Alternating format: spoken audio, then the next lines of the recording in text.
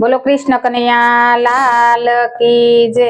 તો આજે આપણે સતી અનસૂયા માતાની વાર્તા સાંભળશું ને કાલે તો એ મહાશિવરાત્રી છે તો ભોળાનાથનું ભજન કરીએ ને સતી અનસૂયાની વાર્તા સાંભળીએ તો સૌ પ્રેમથી સાંભળજો, લાઈક કરજો, શેર કરજો અને સબસ્ક્રાઇબ તો જરૂર કરજો।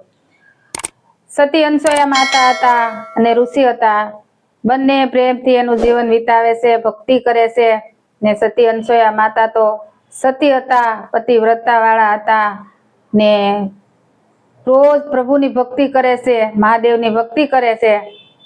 પણ સતી અનસૂયા માતાને સંતાન નહોતું તો એક દિવસ મહાદેવને પ્રાર્થના કરે છે, હે મહાદેવ મારે સંતાન નથી, હે મહાદેવ મને સંતાન આપો એમ। તો મહાદેવજી પ્રસન્ન થાય છે ને કહે છે કે હે સતી માતા, તમે તો સતી સવો, પતિવ્રતા નારી સવો, પણ તમારે સંતાનનું સુખ તો છે નહીં, પણ એ માં એક દિવસ તો તમે જરૂર એમ કે 3 દેવોના માતા બનવાના છો, પણ તમે જો ધ્યાન રાખજો એમ કે તમે ઓળખી લેજો તો તમે 3 દેવના માં બનવાના છો। સતી માતા તો એ ભૂખ્યાને ભોજન આપે, તરસ્યાને પાણી આપે, આશરો આપે, બધાને આશ્રમ ચલાવે, પ્રભુ ભક્તિ કરે ને સતી તો સતી કહેવાય ભાઈ। સતી અનસૂયા માતા તો એની ભક્તિ કરે, ભાવ ભક્તિ કરે અને પ્રેમથી જીવન ગુજારે ને આખા દેવલોકમાં કે મૃત્યુલોકમાં કે સતી અનસૂયાના તો ડંકા વાગે કે મૃત્યુલોકની સતી અનસૂયા તો સતી અનસૂયા કહેવાય એમ કે એની આગળ તો દેવી દેવતાઓ પણ પાછળ રહી જાય એવા સતી માતા છે। તો એક દિવસ આ વાત લક્ષ્મીજીને, પાર્વતીને ને સાવિત્રીને ખબર પડી તો કે હે એમ કે ઓલા મૃત્યુલોકના સતી અનસૂયા છે એમ કે, તો એ એટલા બધા એમ કે મહાન છે એમ કે, તો આપણા દેવલોકમાં એના વખાણ થાય છે અને દેવો એમ કે એને નમન કરે છે। તો ઓલું કહેવાનું છે ને કે પતિવ્રતા નારી છે પદમણી, એને વંદન કરે દેવો વારંવાર રે, પતિવ્રતા નારી છે પદમણી। તો પતિવ્રતા નારી હતા એનો તો દેવોય નમે, એના તો દેવલોકમાં ડંકા વાગવા મળ્યા। તો લક્ષ્મીજી, પાર્વતીજી અને સાવિત્રીજી એ કે નહીં, આપણે એમ કે એના સત તોડાવા છે, ગમે એમ કરીને એના સત તોડાવા છે ને જોઈ છે કે સતી અનસૂયા કેવા સતવાદી છે, એનામાં કેટલુંક સત છે એમ કે, ને એના આશ્રમનો કેવો નિયમ રાખે છે કે કોઈને ભૂખ્યા નથી જવા દેતા, તો મારે એનું આ સત તોડાવવું છે, આપણે એનું સત તોડાવવું। ત્રણેય દેવીઓ એવું વાત કરે છે કે આમથી ભોળાનાથ આવે છે, આમથી વિષ્ણુ ભગવાન આવે છે ને આમથી બ્રહ્મા આવે છે, ત્રણેય દેવો ઘેરે આવે।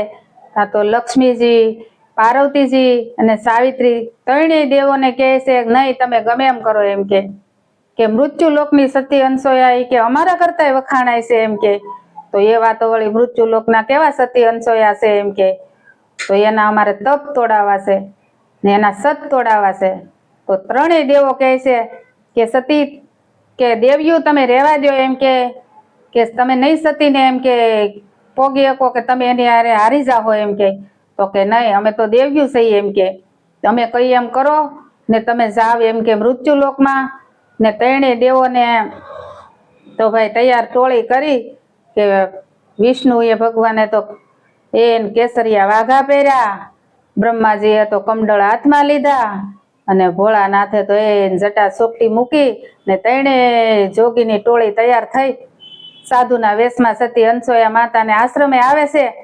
સતી અનસૂયા માતા તો પ્રણામ કરે છે કે ઓહો આવો મહારાજ, આવો પ્રભુજી, આવો ગુરુજી, સન્માન કરે છે, બેહારે છે ત્રણેય દેવોને ને ત્રણેય દેવોને કે ભિક્ષા દ્યો માં, તો કે હું તમને ભિક્ષા તો આપું એમ કે મહારાજ, પણ મારા તો આશ્રમના એવા નિયમ છે એમ કે જો મારા આશ્રમેથી તો કોઈ ભૂખ્યું ન જાય એમ કે, તો આ બપોરનો વખત થઈ ગયો છે તો તમે તો ત્રણેય દેવો એમ કે આજ તો મારા ધનઘડી ધનભાગ છે કે મારી ઘેરે 3 ઋષિ 3 મહારાજ આવ્યા, 3 સાધુ આવ્યા છે એમ કે આજ તો હું તમને ન જવા દઉં એમ કે સાધુ મહાત્મા, આજ તો તમારે મારા આશ્રમે પ્રસાદી લેવાની છે। તો ત્રણેય દેવો કહે છે કે અરે સતી માતા એમ કે તમે અમારા નિયમ નહીં પાળી શકો એમ કે, ને અમે એવી રીતના ભોજન નથી લેતા। તો સતી માતા કે તમે જે કહેશો એ હું નિયમ પાળીશ, પણ મારા આશ્રમનો એવો નિયમ છે કે અહીંથી હું ભૂખ્યા કોઈને ન જવા દઉં. તો ત્રણેય દેવો કહે છે તો સતી માતા એમ કે અમારા તો એવા નિયમ છે કે અમે નગ્ન થઈને અનાજ લઈએ છીએ, દિગંબર થઈને અનાજ લઈએ છીએ, તો આવા તમે નિયમ પાળી શકશો? અને માં સતી અનસૂયા મનમાં વિચાર કરે છે કે આજ તો ધનગડી ધનભાગ ને પેલા વસનિયાને યાદ આવ્યા જ્યારે ભોળાનાથની ભક્તિ કરતા હતા કે તમે 3 દેવોની માં બનવાના છો. અને માએ સમાધિ લગાડી અને સમાધિમાં દેખાણું ઓહો આ તો બ્રહ્મા વિષ્ણુ ને મહેશ એમ કે મારે આંગણે આવ્યા છે ને મારી પરીક્ષા લેવા આવ્યા છે.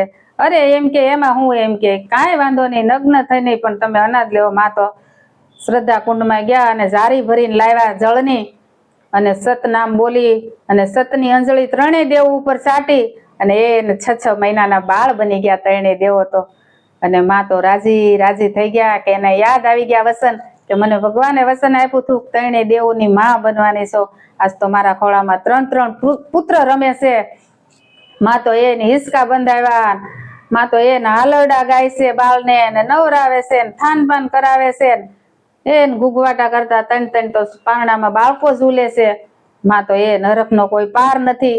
6 મહિનાના બાળક થઈ ગયા, 6 મહિના વીતી ગયા અને પણ દેવલોકમાં તો દેવ્યુંને એમ છું કે આહા કે આ તો 6 મહિના વયા ગયા છે.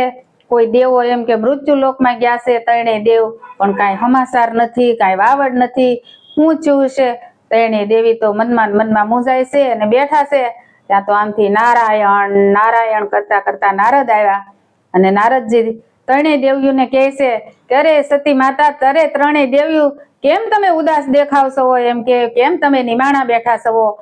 તો શું વાત છે મને કયો? તો 3 દેવી વાત કરે છે કે અરે 6 મહિનાથી એમ કે અમારા દેવો મૃત્યુ લોકમાં ગયા છે સતી અનસૂયાને આશ્રમે, પણ હજી તો કાંઈ એના સમાચાર નથી, કાંઈ વાવડ નથી. એમ કે તો શું થયું છે? કાંઈ એમ કે જવાબ નથી, હજી પાછા આવ્યા નથી. તો અમે તમને વિનંતી કરીએ છીએ કે નારદ તમે જરાક એમ કે મૃત્યુ લોકમાં જાઓ સતી અનસૂયાના આશ્રમે ને અમારા દેવો શું કરે છે એ તમે જોઈ આવો. અને નારદજી તો નારાયણ કરતા કરતા તો એને ઉપડ્યા મૃત્યુ લોકમાં આવ્યા અને માં સતીના અનસૂયાના આશ્રમે આવ્યા. આશ્રમે આવી નારદજી જોવે છે ત્યાં તો કે ઓહો માં સતી અનસૂયાની લીલા એમ કે આ 3 તો બ્રહ્મા વિષ્ણુ ને મહેશ નાના બાળ બની અને માં તો એને હરખે આલરડા ગાય છે, એને નવરાવે છે, એને ધોવરાવે છે, એને સ્થાન પાન કરાવે છે. માં તો બહુ રાજી થયા છે. નારદજી આ દ્રશ્ય બધું જોવે છે અને જોઈ અને પછી પાછા સીધા દેવલોકમાં જાય છે નારદ અને આવીને 3 દેવીને વાત કરે છે કે હવે એમ કે તમારા તો 3 દેવ એમ કે સતી માતાને ખોળામાં રમે છે, એમ કે 100 મહિનાના બાળક બની ગયા છે. હવે જો તમે જાવ એમ કે સતી માતાને આશ્રમે અને જો પાય લાગી ને તમે એને ક્ષમા માગો અને તમે એને પ્રાર્થના કરો કે અમને અમારા ભડથાર પાછા આપી દો. પછી 3 દેવી સતી માતાને આશ્રમે આવે છે અને 3 દેવી સતી માતાને આશ્રમે આવીને સતી માતાને પગે લાગે છે અનસૂયાને કે માતાજી એમ કે અમને અમારા ભડથાર આપો. એમ કે તમે 6 મહિનાથી અમારા ભડથાર છે અહીંયા, તો અમને અમારા ભડથાર આપો. તો સતી અનસૂયા માતા કે આ તમારા 3 ભડથાર એમ કે હુતેલા છે, એમ કે લઈ લો, જેના ભડથાર હોય એક લઈ લો. એમ કે અરે માતાજી આમાં તો અમને કાંઈ ખબર નથી પડતી. 3 દેવીઓ તો કકળાટ કરે છે અનસૂયા માતાને કે માં અમારી ભૂલ થઈ ગઈ, તો અમારા પતિ અમને પાછા આપો. એમ કે પછી માં સતી અનસૂયાએ કીધું છે કે તમારા એમ કે નારદજી કહે છે કે એમ પાછા ન મળે ને, એમ કે આ તો એના ખોળામાં એમ કે 3 બાળક રમ્યા છે, એમ કે દેવો તો એના બાળક બન્યા છે, તો તમે તો એના પુત્ર વધુ છા છો. એમ કે તો તમારે તો અનસૂયા માતાને પગે લાગવું પડે, પછી તમને તમારા પતિ મળે.